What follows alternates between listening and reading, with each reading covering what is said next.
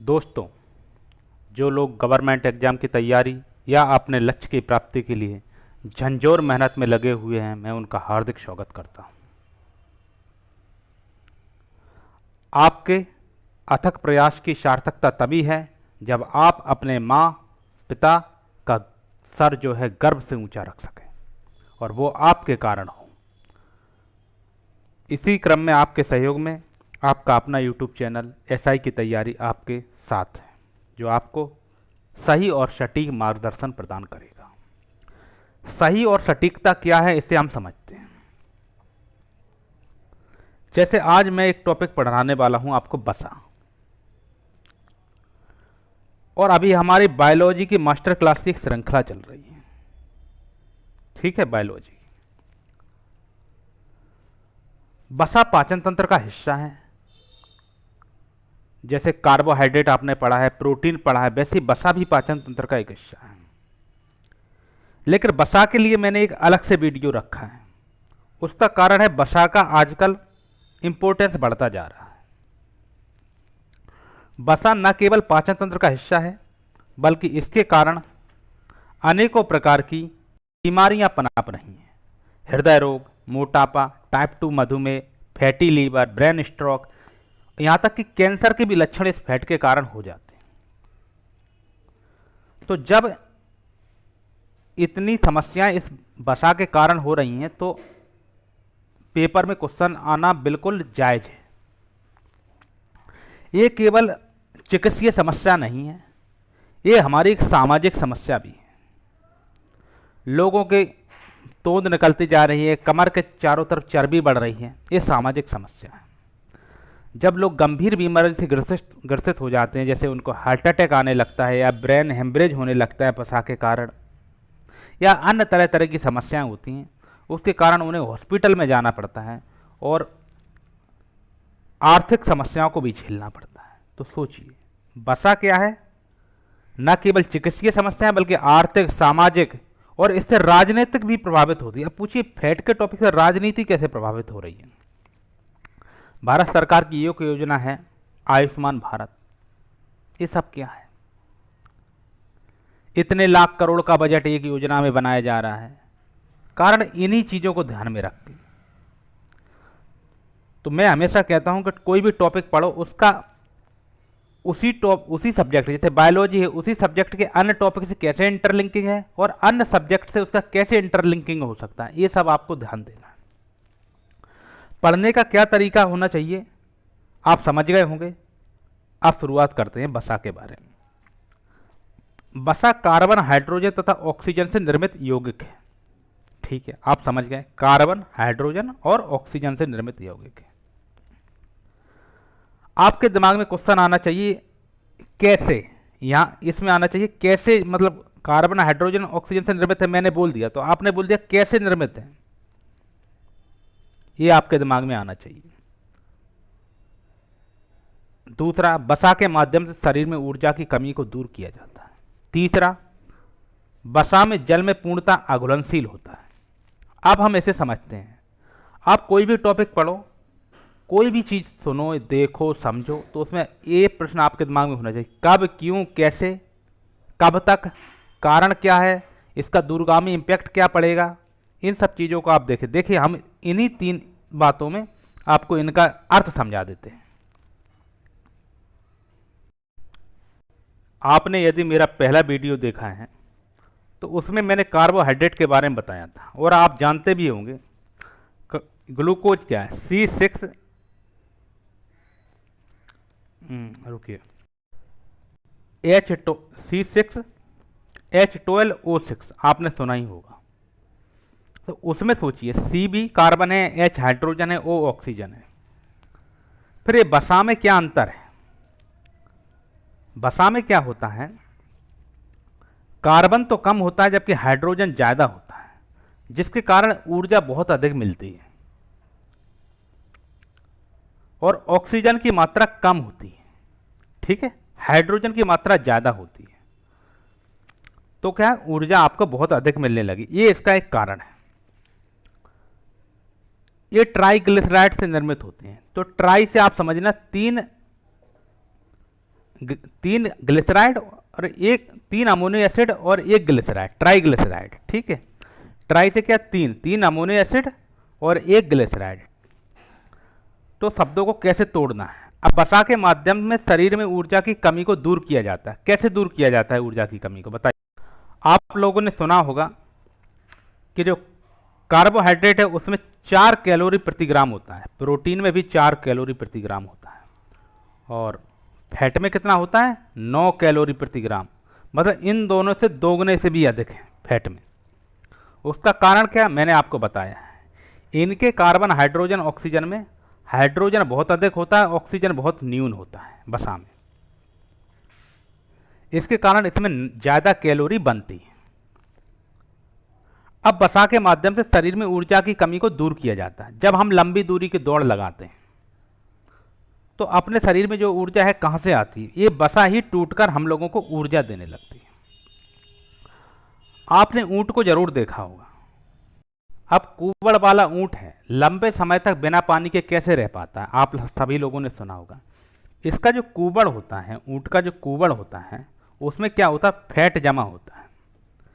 वही फैट का जब ऑक्सीडेशन होता है तो ऊंट को ऊर्जा भी मिलती है, और ऑक्सीडेशन के कारण जो वसा में जो ऑक्सीजन है, वही ऑक्सीजन क्या होता, पानी में भी बदल जाती है और पानी की पूर्ति भी करती रहती है। ठीक है, अब तीसरे पॉइंट को देते हैं। वसा जल में पूर्णतः अघुलनशील होता है। क्यों, देखिए जल क्या है, वो नॉन पोलर होता है, जबकि वसा पोलर होता है। और एक सिद्धांत है कि पोलर पोलर से ही मिलेगा, नॉन पोलर नॉन पोलर से ही मिलेगा। यदि आप चाहें कमेंट करिएगा तो मैं आगे इसको भी समझा दूंगा आपको, पोलर क्या होता है, नॉन पोलर क्या होता है, यदि आप इंटरेस्टेड हो।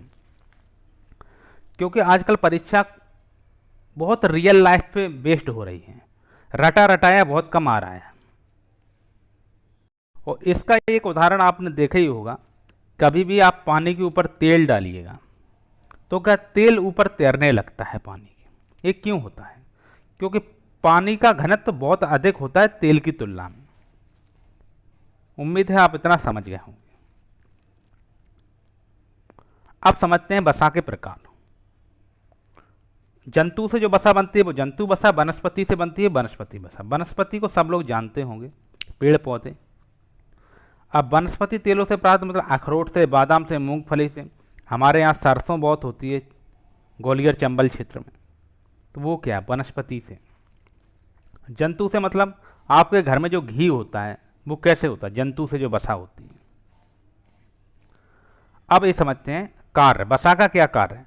कार्बोहाइड्रेट की मात्रा कम होने पर आवश्यक ऊर्जा की मात्रा वसा द्वारा पूर्ण की जाती है। इसका क्या है, मैंने बोला है जैसे आप मैराथन दौड़ रहे हैं, कमेंट में करिए कि मैराथन की जो दूरी है वो कितनी होती है, बताइए। मैं आपसे हमेशा कहता हूँ कि चीज़ों को बहुत इंटरलिंक करना चाहिए। आप वसा टॉपिक पढ़ रहे हैं तो इसमें मैंने इसका एक उदाहरण दिया आपको कि मैराथन की दूरी कितनी होती है। तो ये होती है 26 मील 385 गज या 42.195 किलोमीटर। आपके पेपर में डायरेक्ट ये दूरी पूछी जा सकती है। हालांकि ये बायोलॉजी से रिलेटेड टॉपिक नहीं है, लेकिन जो लोग मैराथन धावक होते हैं उनमें ऊर्जा की पूर्ति इसी से होती है। आप लंबी दूरी तक दौड़िए तो आपको ऊर्जा की पूर्ति कार्बोहाइड्रेट के बदले फैट के द्वारा होने लगेगी। ठीक है, तो आप वसा का कार्य बहुत अच्छे से समझ गए होंगे। अब हम समझते हैं वसा के प्रकारों के बारे में। एक देखो फैट, आप देख रहे होंगे स्क्रीन पर, एक फैट है ए, ये ट्रांस फैट है, इसे अभी छोड़ दीजिए, इसे समझिए। अनसैचुरेटेड फैट और सैचुरेटेड फैट, सैचुरेटेड फैट और अनसैचुरेटेड। तो इन दोनों में जो क्रॉस लगा हुआ है तो इसका मतलब है ये हमारे खाने पीने के लिए घातक होते हैं, चाहे वो ट्रांस फैट हो चाहे सैचुरेटेड फैट हो। जबकि अनसैचुरेटेड फैट है, हमें खाना चाहिए। अनसैचुरेटेड फैट खाने से हमारे बॉडी में HDL बढ़ता है। HDL ये हाई डेंसिटी लिपिड होता है जो हमारे हृदय के स्वस्थ रखता है, हमारे शरीर के लिए, नसों के लिए बहुत अच्छा होता है। जबकि सैचुरेटेड फैट खाने से हमारे शरीर में लो डेंसिटी लिपिड बढ़ता है, एलडीएल बोलते हैं, जो हार्ट अटैक का एक कारण बनता है। तो इसे देखते हैं। सैचुरेटेड फैट में कौन कौन सा आता है? Coconut, palm oil, 3 in 1, 2 in 1, beverage, creamer, condensed milk. ठीक है। और सैचुरेटेड फैट भी दो प्रकार का होता है, वेजिटेबल से बना हुआ, एनिमल से बना हुआ। आपका घी है, आपका घी इसी में आएगा, जो सैचुरेटेड फैट में। लेकिन गांव के पुरखा तो बोलते हैं घी खाना बहुत बढ़िया है। घी खाना तब बढ़िया था जब बहुत अधिक मेहनत की जाती थी, क्योंकि घी से हमें वसा से क्या है, ऊर्जा मिलती है, बहुत ज़्यादा काम करना हो। आजकल की जो जीवन शैली है वो बहुत ज़्यादा काम पे निर्भर नहीं है, तो हम लोगों को इन चीज़ों से परहेज करना चाहिए या कम मात्रा में खाना चाहिए। लेकिन पूरी तरह से हम लोगों को वीगन भी नहीं बनना चाहिए कि एनिमल से बना हुआ कुछ भी नहीं खाएंगे। अगर आप पूरी तरह से वीगन बन जाइएगा तो आपके शरीर में विटामिन B12 की कमी हो जाएगी, और विटामिन B12 की कमी यदि आपके शरीर में हो जाती है तो आपको चक्कर आने लगेंगे, आप लड़खड़ा के गिर जाया करेंगे। इसलिए आप यदि नॉन वेजिटेरियन है तो ठीक है, नॉन वेजिटेरियन नहीं है तो कभी कभी खाना के साथ में दही वगैरह आप ले सकते हैं, या छाछ ले लो, मठा ले लो। ठीक है। अब इसे देखते हैं। एनिमल फैट में आता है आपका poultry skin, fatty meat, butter, ghee, full cream dairy product. कई लोग ऐसे जो आता है गोल्ड का दूध हम लोग लेते हैं, सुधा का गोल्ड का दूध, ये क्या है? Full cream dairy product. अब ये हमारे शरीर के लिए नुकसानदायक होते हैं, तो क्यों होते हैं ये आपको समझना चाहिए। तो आप समझ गए होंगे कि कार्बोहाइड्रेट की मात्रा कम होने पर हमारे शरीर को कौन आवश्यक ऊर्जा दे रहा है? वसा दे रहा है। कितना दे रहा है? जब हम लंबी दूरी की मैराथन कर रहे हैं, दौड़ कर रहे हैं, मतलब मैराथन की लंबाई भी आपको बताइए 26 मील 385 गज, अर्थात 42.195 किलोमीटर। फैट के 3 प्रकार हैं, trans fat, saturated fat, unsaturated fat. अब सैचुरेटेड फैट में वेजिटेबल, एनिमल 2 प्रकार के होते हैं। सैचुरेटेड फैट में जैसे क्रॉस का निशान है तो शरीर के लिए घातक है। तो घातक क्यों है ये समझना है अब हमें। अब इसमें थोड़ा हमें डिटेल में जाना पड़ेगा। सैचुरेटेड फैट क्या है? डबल बॉन्ड से जुड़ा है, C+C। और वहीं अनसैचुरेटेड फैट क्या है? सिंगल बॉन्ड से जुड़ा होता है। ऐसे समझिए, सॉरी उल्टा बता दिया गलती से। ये अनसैचुरेटेड फैट है, ये तो डबल बॉन्ड से जुड़ा है, और सैचुरेटेड फैट ये सिंगल बॉन्ड से जुड़ा है। ठीक है, सिंगल बॉन्ड से। इसे अलग से समझते हैं। अब जैसे ये सैचुरेटेड फैट, ठीक है, ये वाला सिंगल बॉन्ड से जुड़ा है, तो इसमें हाइड्रोजन जो है, हाइड्रोजन हर तरीके से इस पर अटैक कर सकती है। ठीक है, चारों तरफ से हाइड्रोजन से घिरा हुआ हो सकता है। वहीं ये सैचुरेटेड फैट है, अनसैचुरेटेड फैट ये डबल बॉन्ड से जुड़ा होता है, तो हाइड्रोजन बॉन्ड को इसके पास आने का स्कोप जो है कम रहता है। ठीक है, इसके कारण क्या होता है, ये स्वास्थ्य के लिए तो लाभदायक होता है अनसैचुरेटेड फैट, और सैचुरेटेड फैट लाभदायक उतना नहीं होता है। उम्मीद है आप समझ गए होंगे। अब ये देखते हैं, अनसैचुरेटेड फैट भी 2 प्रकार का होता है, पॉली और मोनो। पॉलीसैचुरेटेड में क्या होता है, आपका सोयाबीन का तेल है, ये पॉलीसैचुरेटेड है। वहीं आपका ये बादाम का तेल है, वो मोनोसैचुरेटेड है। तो हमारे स्वास्थ्य के लिए मोनोसैचुरेटेड और ज़्यादा ठीक होता है, और ये लंबी अवधि तक टिकाऊ होता है इसकी तुलना में। तो आपको ये बेसिक अंतर, इसका थोड़ा डिटेल में है ये चीज़ें, अगर आपकी परीक्षा के लिए उपयोगी है तो आप समझ सकते हैं। अब आते हैं ट्रांस फैट के बारे में। ट्रांस फैट को समझने से ये देखिए, ट्रांस फैट में क्या क्या होता है, हाइड्रोजनेटेड होता है, वेजिटेबल, फास्ट फूड है, चॉकलेट, डीप फ्राई। आप लोग चॉकलेट वगैरह तो खाते ही होंगे। ये क्या है, जब चॉकलेट खाना तो हमेशा एक बात ध्यान रखना, ये ट्रांस फैट का ही एक उदाहरण है। आपने कभी, ये हाइड्रोजनेटेड क्या होता है इसे समझिए। जब हम 300 डिग्री सेल्सियस के आसपास में वनस्पति घी को क्या करते हैं, गर्म करते हैं, और उसमें किसमें, निकेल को उसमें डाल देते हैं। निकेल क्या होता है, उसमें एक कैटालिस्ट होता है, कैटालिस्ट। जब वनस्पति घी में निकेल को डाल के 300 डिग्री सेल्सियस तक गर्म करेंगे तो वो हाइड्रोजनेटेड होता जाता है। अब ये बताइए, ऐसा कौन सा काम होता है कि हमें जो हाइड्रोजनेटेड करने की ज़रूरत पड़ जाती है। जब किसी भी फैट को हम हाइड्रोजनेटेड कर देंगे तो ज़्यादा टिकाऊ हो जाएगा, लंबे समय तक चलेगा और क्रिस्पी हो जाएगा। जो ज़्यादा टेस्ट देखा, उसी टेस्ट के चक्कर में क्या है, हम अपने पूरी धमनियों वगैरह को सबको ब्लॉक कर लेते हैं और उसके परिणाम स्वरूप हार्ट अटैक आता है, मोटापा होता है, कोलेस्ट्रॉल बढ़ जाता है इसी के कारण। अब इसे देखते हैं। आप ट्रांस फैट समझ गए। और ये ट्रांस फैट ज़्यादातर क्या होता है, कुछ पशुओं के पेट में बनता है। जो आप दूध वगैरह लेते हैं उसमें थोड़ा बहुत ट्रांस फैट हो सकता है, लेकिन ज़्यादातर क्या होता है, आप क्या बार बार जो समोसा वगैरह खा रहे हैं, ये देखिए चित्र देखिए, ये देखिए, एक ही तेल में बार बार तल तल के जो लोग समोसा खा रहे हैं, ये क्या है, ये ट्रांस फैट है। और ये जो नारियल जो दिख रहा है, ये सैचुरेटेड फैट है। अब सैचुरेटेड फैट और अनसैचुरेटेड फैट में अंतर है। आपने कभी सरसों का तेल देखा होगा, तो सरसों का तेल लिक्विड होता है कि ठोस मात्रा में सेमी लिक्विड में पाया जाता है, बताइए। तो लिक्विड मात्रा में पाया जाता है। ये होता है सॉलिड या सेमी सॉलिड में। आपने नारियल को तो देखा होगा, नारियल का तेल देखा होगा कैसे जम जाता है। आपने घी भी देखा होगा कैसे जम जाता है। जब वो आपके घर के डब्बे में जम जा रहा है तो आपके शरीर के अंदर भी वो जम जाएगा, और जब वो जम जाएगा तो आपके हार्ट अटैक का एक कारण बन सकता है, वो आपके मोटापे का एक कारण बन सकता है। जबकि वहीं अनसैचुरेटेड फैट जो है, अब इसमें हम लोगों को ये पता होना चाहिए, क्या ये जो अनसैचुरेटेड फैट है ये कभी नहीं जमेगा? ऐसा नहीं है, कभी नहीं जमेगा।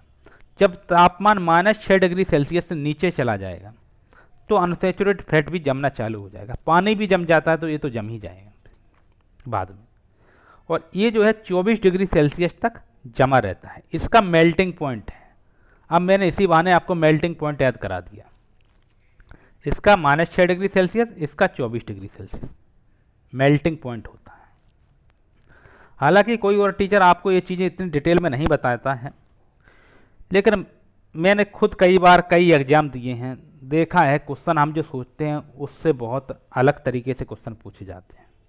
रही बात यदि कम समय की, तो हम 2 मिनट में आपको ये पूरी चीज़ें फिर से बता देते हैं। 2 मिनट आप देख लेना घड़ी से। वसा कार्बन, हाइड्रोजन तथा ऑक्सीजन से निर्मित होती है। आप सब इसको ऐसे CHO ऐसे याद रखिए। चॉकलेट में वसा भी होती है, मिठास भी होता है। CHO को चॉकलेट से याद रखिए। वसा के माध्यम से शरीर में ऊर्जा की कमी को क्या दूर किया जाता है। वसा जल में क्या होता है, पूर्णतः अघुलनशील होता है। हमने आपको सब समझाया, अघुलनशील क्यों होता है, घनत्व क्या होता है, ऊर्जा की मात्रा, मैराथन वगैरह सब बता दिया। 2 प्रकार की होती, जंतु से, वनस्पति से। कार्य क्या है, ऊर्जा देना। जब कार्बोहाइड्रेट की जगह ऊर्जा कौन देता है, वसा। जब हम बहुत ज़्यादा मेहनत का काम करते हैं तो ऊर्जा कहाँ से प्राप्त होता है, वसा से। वसा हमारे शरीर को क्या ट्यूशन की तरह सेफ्टी भी प्रदान करता है। आपने कोई जैसे कांच का शीशा, उसके चारों तरफ भी घास फूस भर देते हैं ताकि वो सुरक्षित रहे, वैसे ही हमारी बॉडी को सुरक्षित रखता है कौन, वसा। ठीक है। फैट मूलतः तो सैचुरेटेड अनसैचुरेटेड में बटे हुए होते हैं, लेकिन ट्रांस फैट जो होता है फैक्ट्रियों के लिए जो बनता है, जो आजकल बड़ी बड़ी कंपनी है वो ट्रांस फैट हम लोगों को खूब बेच रही है, मैकडोनल्ड वगैरह, खूब ट्रांस फैट हम लोग खा रहे हैं। तो उम्मीद है स्वस्थ रहें, सुरक्षित रहें, और टॉपिक को लिंक करके एक टॉपिक को दूसरे टॉपिक से पढ़ें। धन्यवाद। आपकी नौकरी लग जाए, ईश्वर से प्रार्थना करते हैं।